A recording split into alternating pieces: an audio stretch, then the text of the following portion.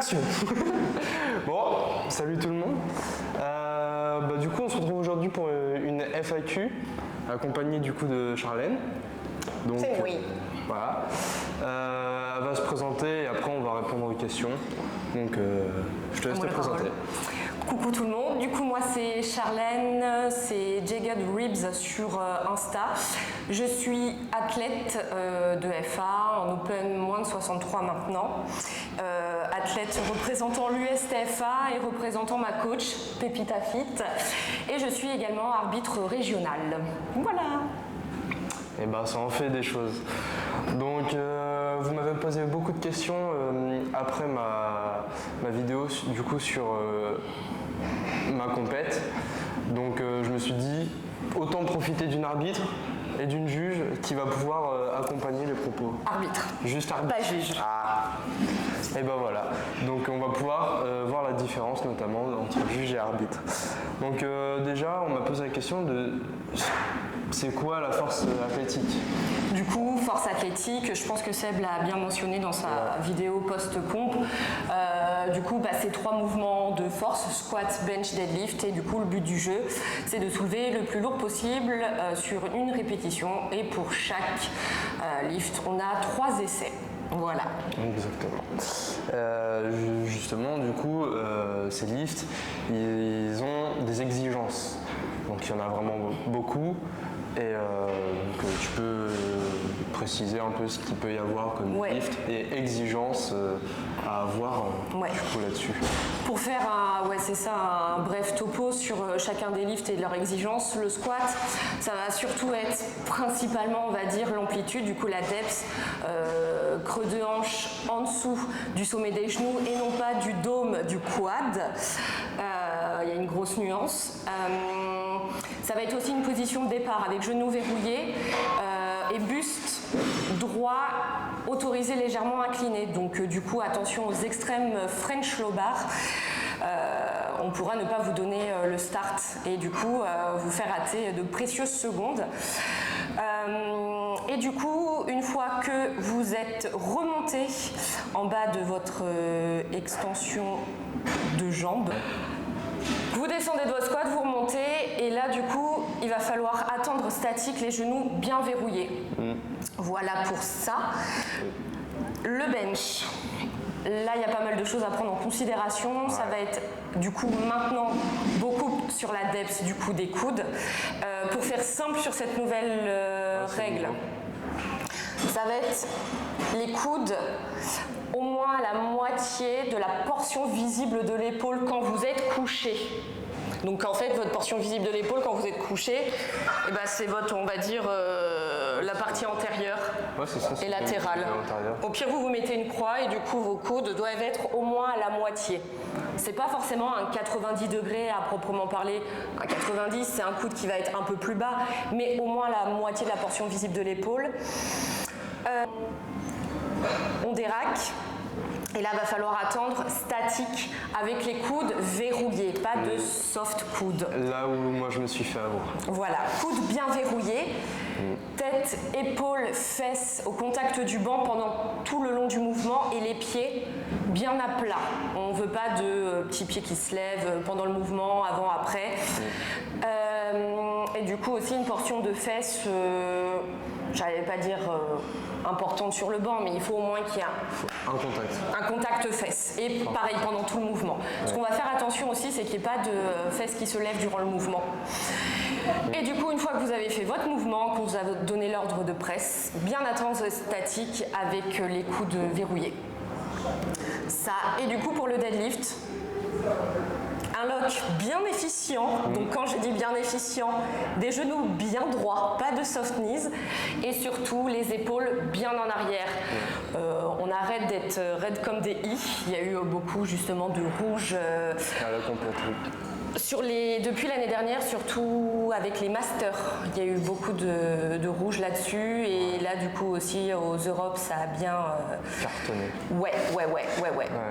Et alors quand je parle les épaules en arrière, c'est vraiment, vous n'êtes pas genre les épaules en avant et vous vous mettez en arrière, c'est vraiment, il y a quand même un effort d'ouverture thoracique. C'est vrai qu'en fonction du grip, tu peux pas non plus avoir un truc genre méga en arrière, mais au moins un truc bien, t'es fier quoi. Donc voilà, pour faire grosso merdo les différents points. Donc justement, donc ceux qui regardent les lifts, ce sont les arbitres. Donc les arbitres regardent et doivent donner du coup le verdict à la fin du lift. C'est ça. Là où les juges du coup eux font. Alors, il y a 3 arbitres. Un chef de plateau, celui qui est central, et 2 assesseurs, c'est les latéraux.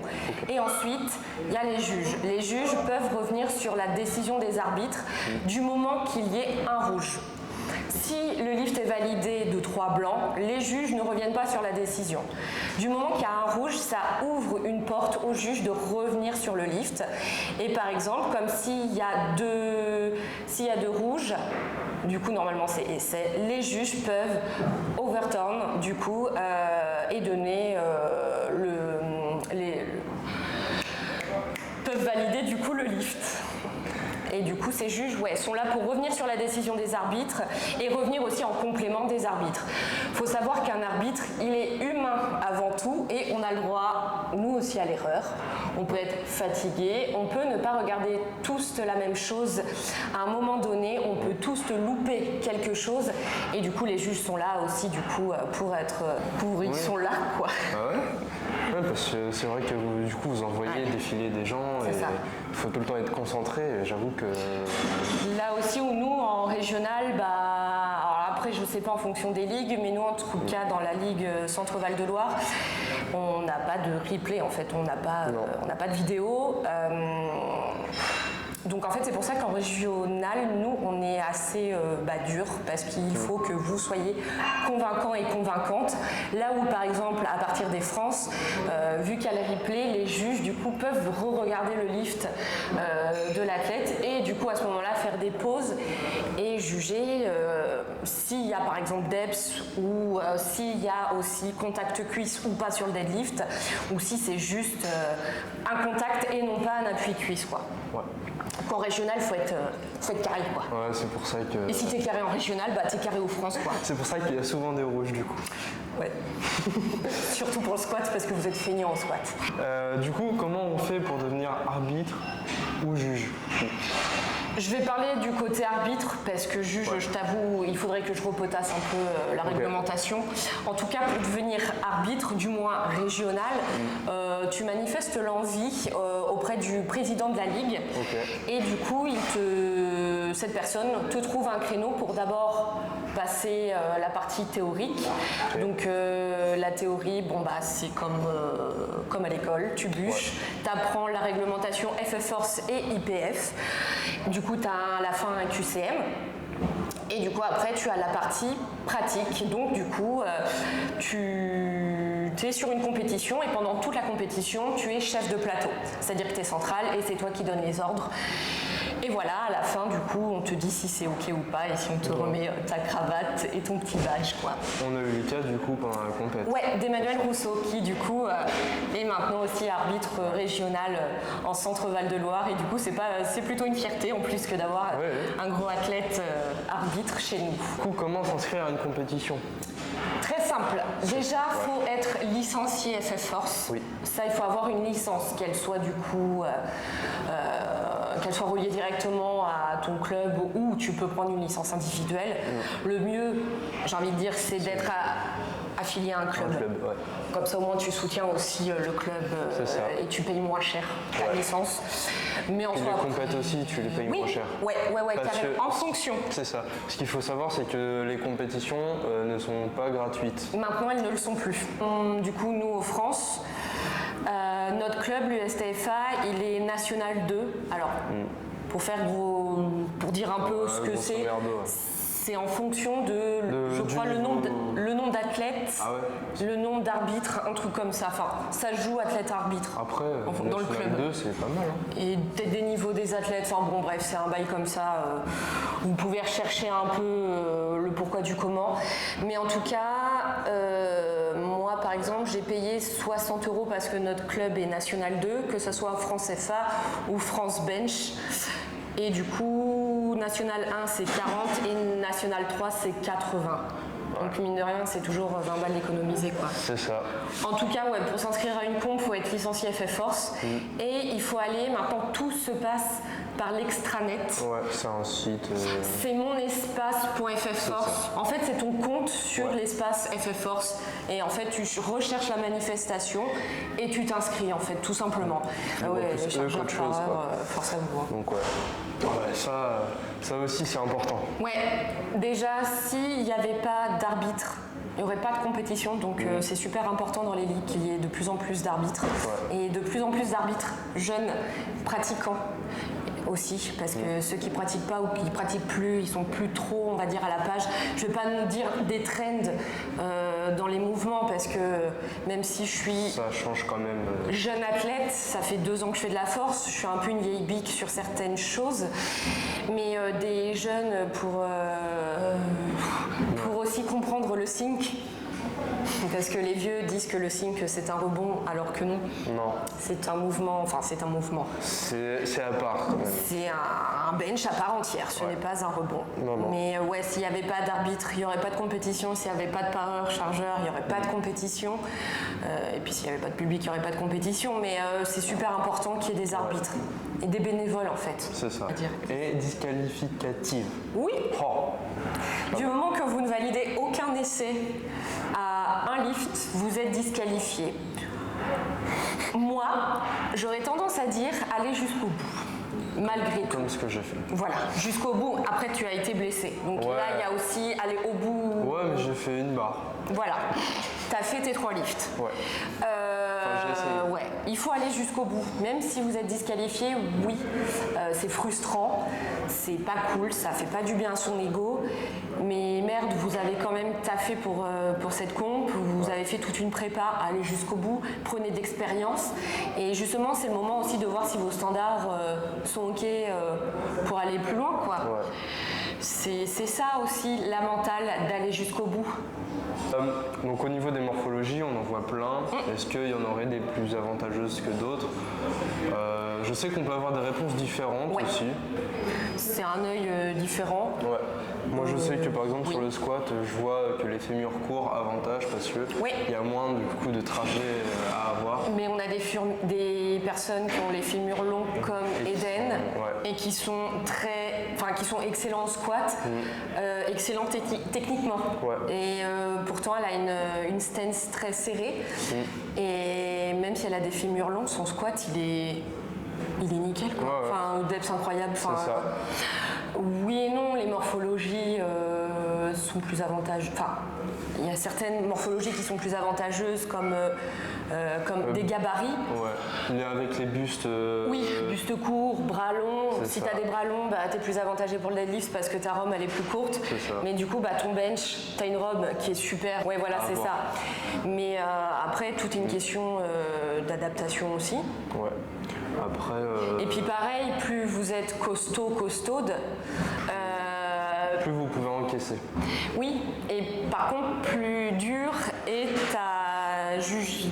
Plus dur, les standards sont à juger. Oui, les standards sont beaucoup. Pour le squat notamment, j'entends. Pour la depth. Ouais. Donc là, être plus convaincant que quelqu'un qui est plus menu, c'est plus facile de voir le creux de la hanche. Mais ça, c'est complètement OK après. Hein. Ouais, après on s'en fout de ta morpho, soit au standard, quoi. Donc au niveau du matériel à avoir, moi j'ai été surpris au moment de la compétition qu'il y ait un matériel obligatoire. Ouais. Donc lesquels? Le matériel, alors l'équipement. Ouais, l'équipement. Équipement obligatoire, singlet, t-shirt, chaussettes hautes, deadlift. Tout le reste, c'est optionnel. Les bandes de poignets, les genouillères, la ceinture, oui, les chaussures sont obligatoires, pardon. Ouais. Chaussures obligatoires. Ah, j'avoue qu'il y en a beaucoup qui font du terre sans chaussures. Et on en voit beaucoup en gym commercial. Le jour de la compète, t'as pas le droit à ces chaussures. Donc ouais, singlet, t-shirt, chaussettes hautes et chaussures obligatoires. Le reste, c'est optionnel. Ouais. Mais pour le reste, tout doit être IPF approuvé. Certifié, doit être certifié par la fédération et du coup par l'IPF. Donc l'IPF, comparé à la FF Force, l'IPF c'est l'international. Donc après, il y a aussi le fait d'être coaché ou pas. Est-ce que c'est quelque chose qui est important, obligatoire, et aussi du point de vue alimentaire, de se complémenter. C'est une question qui m'a beaucoup été rapportée. Donc toi, t'en penses quoi de ce côté-là? Moi, c'est mon avis personnel. À moi, ça n'engage que moi. À mon sens, il est essentiel d'être coaché. Pour avoir une programmation qui nous ressemble en fait et qui est adaptée à nous. C'est dur que d'avoir du recul quand on n'est pas coaché, déjà pour les standards, pour savoir sur quel point travailler et même laisser cette partie-là du coup à quelqu'un d'autre qui a étudié qui est juste qualifié, même s'il n'y a pas d'études ou quoi, enfin quelqu'un qui s'y connaît en fait. Ouais.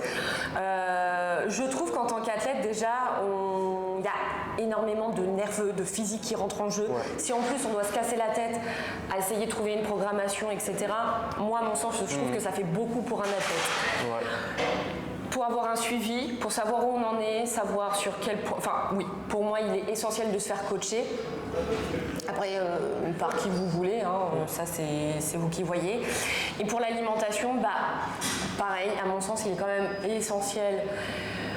Alors, d'avoir une bonne alimentation, pareil, c'est vous qui voyez, mais déjà d'avoir la base, assez de glucides, assez de protéines. Les glucides pour l'énergie, du coup, à la salle, les protéines pour les gros muscles et les lipides pour le bon gras, parce que plus on est gros, plus on soulève. Après, il faut faire attention si on a des TCA. C'est là où, du coup, ça peut être sympa d'avoir quelqu'un aussi qui vous suit pour la diète. Si vous voulez ne pas gérer cette partie-là et faire confiance en quelqu'un, ça peut être super aussi pour les personnes qui souffrent de TCA et qui aussi n'ont pas envie de se casser le cul avec leur alimentation. Ouais, clairement. Puis les compléments alimentaires, en fait, c'est bien d'en prendre à partir du moment où dans l'assiette, il n'y a pas assez, il n'y a pas ce qu'il nous faut. Et si on cherche des objectifs aussi moi, je trouve aussi, si tu as un énorme gabarit et que du coup, tu dois bouffer énormément de protéines par rapport à ton poids de corps, tu n'as pas le temps d'avoir... je trouve que dans une journée, si tu es étudiant ou même si tu travailles, manger 6 fois par jour, moi déjà, je ne me vois pas manger 6 fois par jour. Je l'ai fait, c'est horrible. Se complémenter si t'as pas assez de protéines, carrément. Faites du muscle, mangez bien, c'est déjà une bonne base. Buvez bien, dormez bien.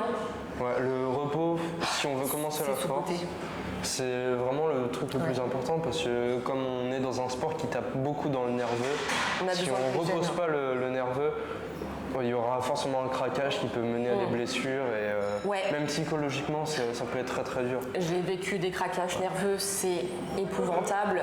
Même pas sans parler de surentraînement, même pas un surentraînement, c'est juste que t'en peux plus. T'en peux plus. Parce que le surentraînement c'est surtout physique et là on parle beaucoup plus d'un côté mental. Le nerveux peut pas tenir s'il y a pas assez de repos. On ne peut pas tous encaisser la même intensité, la même charge, les mêmes charges, exactement. Il y en a qui vont se contenter de 3 séances par semaine et qui vont très bien progresser. Comme il y en a, ils ont besoin de 5 séances. Moi, j'ai besoin de 4 séances d'intensité moyenne. J'ai très peu d'intensité élevée parce que je sais que je ne suis pas capable d'encaisser à terme trop d'intensité. Donc, je préfère être une tortue qui augmente tout doux, plutôt que d'être une fusée et du coup de tout péter et de devoir retomber plus bas. Et ça avait été le cas ça arrive souvent, l'année dernière. En fait, on s'est rendu compte avec ma coach que j'étais pas capable d'encaisser des grosses intensités tout au long de l'année, quoi. Et que moi, mes blocs, mon week 4, il n'est pas forcément très haut. mais il est challengeant et c'est déjà pas mal parce Bah qu'aussi oui. je prends de l'âge. Bah ouais, parce que t'es quand même allé jusqu'au championnat de France de développé couché. Oui. Ce qui Oui, n'est pas. de FA avant qu'il y ait les changements de minima. Donc Oui, mais tu y es quand même allé. j'y suis allée. Et puis aux France de développé couché. Et que j'ai fini 5e de ma caté, on n'est pas peu fiers. Ouais. Donc c'est important. Ouais. Justement, là où le coach peut vraiment être important, c'est apprendre à maîtriser du coup une programmation, se le faire tout seul. Faut pas oublier que même les coachs se font coacher, surtout en force. Ouais. Trop d'exigences aussi. Ouais, oui. Ça c'est un truc, surtout notre génération, beaucoup d'exigences. Vous là, la jeune là, oui j'ai l'impression. Moi je m'en suis mis beaucoup et au final, débuler, je crois que ça m'a fait redescendre. Mais moi aussi, alors non, je pense que c'est même pas forcément une génération, je pense que c'est les débuts. Parce qu'en fait, sur les réseaux sociaux, à mon sens, là je suis une vieille bique là. Non, je pense que je vais être d'accord. À mon sens, sur les réseaux sociaux, on voit beaucoup de gros athlètes. Alors, je ne vais pas parler des plus vieux en termes d'âge, mais des jeunes. Je trouve que les minima sont trop facilement accessibles. Ah ouais. Et on voit énormément, surtout sur les sub-juniors et les juniors, énormément d'athlètes qui font, dès leur première année, les France. Oui, ça a été mon cas, mais j'avais pratiquement 4 ans de muscu derrière moi. Après, c'est les facilités, hein, la génétique et tout rentre en jeu, enfin ça je dis pas. Mais à mon sens, on voit trop d'athlètes qui ont les minima très vite et c'est ok. Mais, et aussi qui performent dès le début. Ça veut pas dire que toi, si tu as du mal à atteindre les minima, que tu es nul. Non, enfin, on s'en fout. En fait, les minima, ce sont des objectifs il faut à atteindre, mais déjà, en fait, ce sport, fais-le pour toi avant tout. Ne te compare jamais. Si tu as un athlète phare, c'est ok de s'imprégner. Oui, de s'imprégner, d'être fan entre guillemets, de le suivre. Voilà. Mais en aucun cas, tu dois te dire moi dans 2 ans, vas-y, je suis à sa place. Non, enfin la force, c'est un sport de fond en fait, et c'est un sport d'endurance et d'adhérence. Ouais. La fameuse adhérence. Qui, à mon sens, est avant même la discipline, l'adhérence au sport, à la prog. La discipline à rigueur font qu'au bout d'un moment, soit tu restes ou soit tu pars. Comme les périodes de stagnation, c'est complètement ok et ça fait partie du jeu. Et heureusement, moi je trouve que de stagner c'est ok du moment que tu ne régresses pas. Et même si tu régresses, des fois c'est ok de régresser pour mieux repartir. Ça fait 1 an que mon squat il a stagné, j'ai même un moment régressé. Voilà, ça fait partie du jeu. Je pense que du coup on a bien fait le tour. Résumé parce qu'il me restait 2 autres questions mais on y a répondu en même temps. Puis à la fin on a moins parlé d'arbitrage, on a plus parlé de la force en termes général. Si, il y avait une question aussi, c'est du coup, là c'est moi qui te la pose, mais qu'est-ce qui t'a fait commencer toi la force ? Qu'est-ce qui t'a attiré ?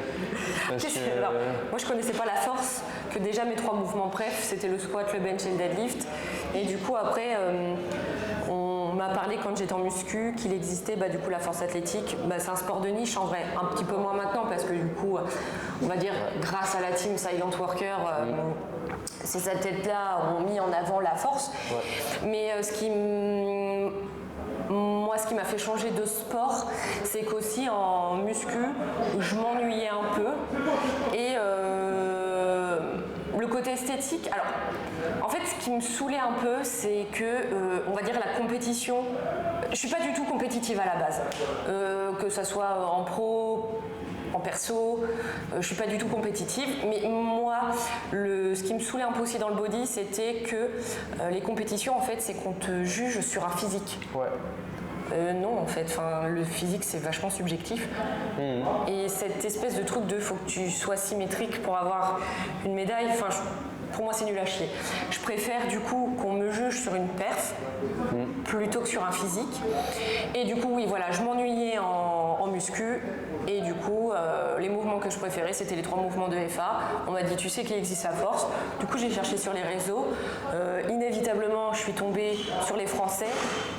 J'ai pas trop adhéré à la mentalité des Français.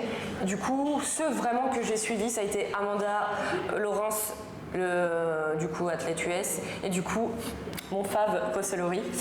Et en fait j'aime beaucoup plus la mentalité US. Et en fait, ce que j'aime dans l'AFA, c'est vu que je suis une neurodivergente, j'aime la répétition et le fait qu'il y ait un cadre. Et aussi, c'est pourquoi je suis arbitre. Et ce qui m'a fait aimer être arbitre, c'est qu'il y a un cadre, il y a des règles, c'est écrit noir sur blanc, c'est comme ça, c'est pas autrement. La répétition, tout le temps, et c'est ce cadre.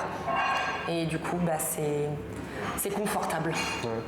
C'est pas ce que l'IA limite a dit là. Alors s'il y a récemment, si vous avez l'occasion justement d'aller voir, c'est sur l'émission Canal+, je crois, je ne l'ai pas encore vu, Click. Elle parle justement de ça, en tout cas du statut d'autiste dans la force, et c'est typiquement ça pour mon cas, en ayant aussi un trouble du spectre de l'autisme. Et en fait tout ce qu'elle dit, c'est... Pour moi, ça me touche parce que c'est exactement ça. Moi aussi, il faut que je regarde l'émission, ça avait l'air d'être super intéressant et tout. Et puis, moi, j'ai appris qu'il y a même pas un mois qu'elle était... autiste. Ouais. Et quand je l'ai appris, ça m'a beaucoup surpris. Ouais. Mais au final, je trouve que ça me paraît même limite normal. Ouais. Parce que, vu comment elle est carrée dans tous ses entraînements et tout ça, même dans la vie de tous les jours, c'est... À mon sens, l'IA en athlète française, c'est un exemple déjà de tout, de motivation, de standard, de force. C'est une athlète que j'admire énormément pour tout en fait. Ouais. Et elle est ultra carrée, tous ses lifts se ressemblent. Parce qu'elle a commencé la force il n'y a pas si longtemps que ça non plus. Non. Ouais. Elle n'est pas si vieille dans la force, mais elle est surtout très très forte, et puis c'est impressionnant. Elle a une résilience en elle et une combativité qui est impressionnante, quoi. Mais en tout cas, oui, j'ai l'impression qu'en FA, en tout cas, il y a beaucoup de neurodivergents. Ouais, que ce soit des TSA, troubles du spectre de l'autisme, et des TDAH. Troubles divergents de l'attention, quelque chose comme ça. Il y a beaucoup de neuro atypiques. Et ça, c'est chouette. C'est un sport qui joue sur le nerveux, donc... Ouais. Voilà. C'est dur, hein. Ouais. Donc voilà. Oui. Donc, je pense que voilà, la vidéo va se terminer là-dessus parce qu'on a bien dégrossi. T'as fait vos standards. Je vous en supplie. Arrêtez d'être conservateur et d'être conservatrice. Faut y aller, quoi. Faut montrer de quoi vous êtes capable et qu'il n'y ait pas de doute sur vos lifts. Et promis, en régional, on est dur. Moi, la première, on a été très dur avec mon régional, et heureusement, parce qu'en France, mes lifts n'ont jamais été aussi rapides. Ouais. Et là où j'ai eu des rouges en régional, je ne l'ai pas eu en France. Donc, taffez vos standards, soyez dur avec vous-même, et si vous atteignez le niveau national, vous verrez que ça passe tout de suite. Ouais, franchement. Ouais. Voilà. Bon. C'est tout pour moi. Je vais aller faire du coup ma petite muscu. Bon, sur ce, à une prochaine vidéo. Peut-être qu'il y aura le droit à une partie 2 en fonction des retours et des potentielles autres questions. Faut pas hésiter, ouais. Donc, je suis dispo. Voilà. Faut pas hésiter. Même dans les commentaires, je suis dispo. On pourra peut-être y répondre aussi. Sur le compte de l'USTFA 37. Je mettrai tout ça en vidéo. C'est ça. On est dispo avec David qui fait partie aussi de l'USTFA. Ouais. On est dispo sur les réseaux s'il y a quoi qu'est-ce comme question. Bon, sur ce, à une prochaine vidéo. Salut. Tchuss.